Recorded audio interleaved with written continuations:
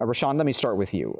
It's an important admission, isn't it, to acknowledge at least the role that white supremacists have played in the kinds of violence that we've seen play out? Yes, most definitely. I mean, it has to be acknowledged. And one of the things that's important for people to recognize about the Department of Homeland Security, as well as other government agencies, is that there are lifetime staffers who care deeply about their jobs.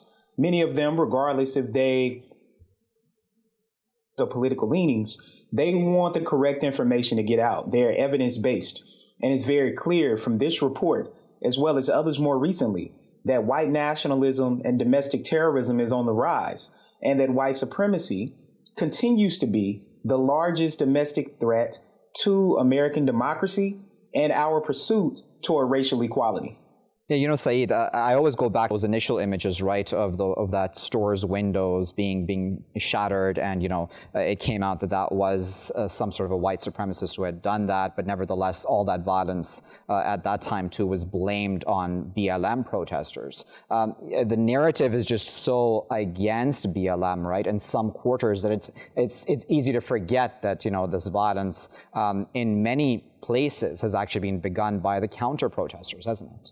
It has, and I think it's important to recognize, Waqar, that this is part of what seems to be actually a systematic campaign of denial and almost complicity by particularly the Trump administration.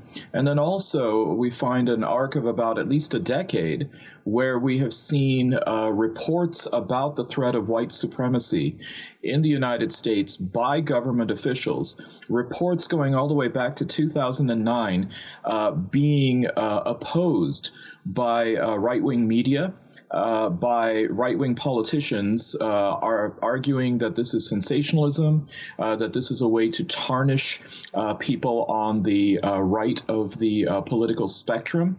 But what we are now finding is that not only has it been true, but in fact, it seems as though with the proclamations by President Trump after Charlottesville